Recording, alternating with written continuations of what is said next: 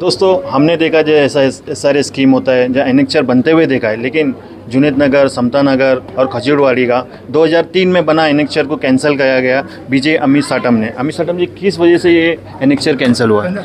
समता नगर, जुनेद नगर, खजूरवाड़ी की जो SRA scheme है, उस SRA स्कीम में शुरुआत से ही सारी गलत कार्रवाई, गैरकानूनी कार्रवाई की गई है, फ्रॉड हुआ है। इसमें जो एनेक्चर 2 बनाया गया था वो कोई सर्वे के आधार के ऊपर नहीं बनाया गया था, टेबल सर्वे के आधार के ऊपर, पेपर के ऊपर बनाया गया था।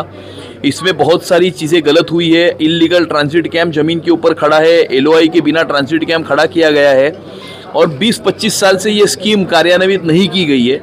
यहाँ के लोगों ने 2019 में मुझे एक निवेदन दिया था, जो निवेदन में SRA CO के पास लेकर गया था। उसके बाद में SRA CO ने जो है वो वहाँ पर एक सर्वे ऑर्डर किया और उस सर्वे के बाद में एक रिपोर्ट बना। उस रिपोर्ट में ये सारी स्कीम में हुई सारी गलत चीज़ों को रिकॉर्ड किया गया है, डॉक्यूमेंट किया गया है और उस पुराने एनेक्चर 2 के आधार के ऊपर हम यहाँ पर स्कीम को कार्यान्वित नहीं कर सकते हैं, क्योंकि 30% सही और 70% ये एनेक्चर 2 गलत है। इसके लिए महाराष्ट्र की विधानसभा में मैंने आवाज़ उठाई थी। हमारे उप मुख्यमंत्री आदरणीय देवेंद्र फडणवीस जी ने मुझे आश्वासन दिया था कि पुराने एनेक्चर 2 को हम खारिज करेंगे, क्योंकि इसके आधार के ऊपर हम लोगों को घर नहीं दे सकते हैं। और सरकार ने जो बायोमेट्रिक सर्वे यहाँ पर किया है, उस बायोमेट्रिक सर्वे के आधार के ऊपर नया एनेक्चर 2 यहाँ पर हम क्रिएट करेंगे, नया एनेक्चर 2 हम यहाँ पर बनाएंगे, जिससे हम लोगों को घर दे सके, इस स्कीम को कार्यान्वित कर सके। और इसीलिए पुराने जो डेवलपर थे, उस डेवलपर ने नॉन परफॉर्मेंस के कारण ये स्कीम को कार्यान्वित नहीं किया, इसीलिए उसको बाहर किया गया है, कैंसिल किया गया है पुराने एनेक्चर 2 को। क्योंकि शुरुआत से इसमें गलत चीज़ें हुई, गैरकानूनी चीज़ें हुई, उसको रद्द कर दिया गया है और बायोमेट्रिक सर्वे जो सरकार ने किया उसके आधार के ऊपर नए एनेक्चर 2 बनाने की प्रक्रिया शुरू हो गई है। अभी तो ये एनेक्चर नया का कब से काम स्टार्ट होएगा? ये बायोमेट्रिक सर्वे तो ऑलरेडी हो चुका है। 125 लोगों का सर्वे बाकी है, जो आने वाले 2 हफ्ते में ये पूरा किया जाएगा। उसके बाद में एनेक्चर 2 बनाने की प्रक्रिया शुरू होगी और ड्राफ्ट एनेक्चर 2 अगले 2 महीने में 60 दिनों के अंदर या ज़्यादा से ज़्यादा 90 दिनों के अंदर ये एरिया में लगाया जाएगा। ये तो बात थी न्यू बसेरा कोऑपरेटिव हाउसिंग सोसाइटी। आज सुबह में एक मिलन सार कोऑपरेटिव हाउसिंग सोसाइटी में घर गिरा था, काफ़ी लोग परेशान हैं। उन्होंने कहा कि काफ़ी सालों से प्रोजेक्ट रुका। अभी ने आपने कुछ कहा कि 4-5 महीने में इसका प्रोजेक्ट चालू होगा, उसके बारे में क्या? मिलनसार के भी लोग मेरे साथ में पिछले 3 साल से फॉलोअप में हैं। वहाँ पर एक रिहैब की बिल्डिंग बनी हुई है जिसमें 112 रूम बने हुए हैं।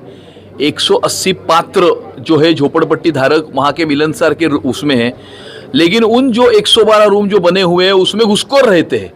वहाँ के कुछ गुंडों ने वहाँ के 112 रूम जो है वो भाड़े पे दिए गए हैं। वहाँ के कुछ गुंडे जो है वो भाड़ा खा रहे हैं और जिन लोगों का एनेक्चर 2 है, जो वहाँ के पात्र झोपड़पट्टी धारक है, वो बेचारे अपने घर के बाहर रह रहे। इसके लिए भी हम पिछले 3 साल से SRA में प्रयास कर रहे हैं। उन घुसखोरों को जल्दी से जल्दी सरकार जो है वो बाहर निकालेगी। 180 लोगों की लॉटरी निकालेगी और 180 में से जो 65 लोगों के घर टूटे हैं, जिनको भाड़ा नहीं है, घर भी नहीं है, उन 65 लोगों को पहले वो 112 घर जो है वो अलॉट करेगी और फिर बचे हुए जो 115 लोग हैं, उन 115 लोगों में से बचे हुए जो वहाँ के 112 में से माइनस 65 करोगे तो जितने घर बचते 40-50, वो घर जो है, यानी हमारा ये उद्देश्य है कि 180 पात्र झोपड़पट्टी धारकों में से 112 जो घर बने हैं, वो 112 लोगों को अपना घर ताबे में मिलना चाहिए। अमित जी, अभी SRA की बात नहीं की तो आपने कई बार असेंबली में बात उठाया, जैसे गिल पटेल हो गया, जो गली हो गया, वो कब से प्रोजेक्ट चालू है? करीब 15 से 20 सालों से लोग ट्रांजिट कैंप में रह रहे, कोई किधर अमृत नगर में रह रहे, किसी के वो भाड़े नहीं है, उसके बारे में क्या?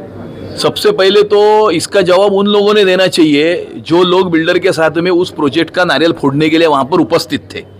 पहले तो उन्होंने इसका जवाब देना चाहिए। ठीक है, अभी उन्होंने जवाब नहीं दिया। उन्होंने पूरे यहाँ के लोगों का जो जीवन है उसको जहन्नुम बना के रख दिया। लेकिन मुझे ऐसा लगता है कि यहाँ पर एक बहुत बड़ा फ्रॉड हुआ था।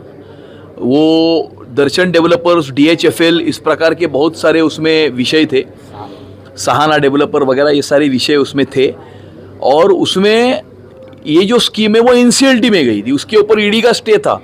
उसके लिए भी महाराष्ट्र की विधानसभा में मैंने आवाज़ उठाया था और मैंने आवाज़ उठाने के 1 महीने के अंदर आदरणीय देवेंद्र जी ने उस समय पर जवाब दिया था हाउस में, और मैंने आवाज़ उठाने के 1 महीने के अंदर ED का जो स्टे है उस स्कीम के ऊपर से वो हट गया था। अभी वहाँ पर जो NCLT में DHFL कंपनी को एक दूसरी कंपनी ने टेक ओवर किया गया है। अभी वो जो कंपनी है उसने एक टेंडर भी निकाला है कि डेवलपर अपॉइंट करने के लिए, उसकी प्रक्रिया भी शुरू है। मेरी सरकार से इसके ऊपर बहुत रेगुलर इस प्रकार की चर्चा चल रही है, जल्दी से जल्दी इस स्कीम को कार्यान्वित करने के लिए। मैंने तो उल्टा ये भी प्रस्ताव दिया है कि हमको कोई डेवलपर नहीं चाहिए। महाराष्ट्र शासन ने 5000 झोपड़पट्टी धारकों को अपना घर जो है वो वहां पर खुद बना के देना चाहिए। सेल का माल भी सरकार नहीं रखना चाहिए।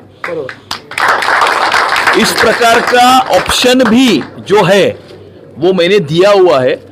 लेकिन यहां पर कुछ लोग कुछ अलग प्रकार का षड्यंत्र भी उस जू गली के स्कीम में करने जा रहे हैं। आने वाले समय में उन लोगों का भी मैं पर्दाफाश करने वाला हूं। गली न्यूज़ से बात करने के लिए बहुत बहुत शुक्रिया।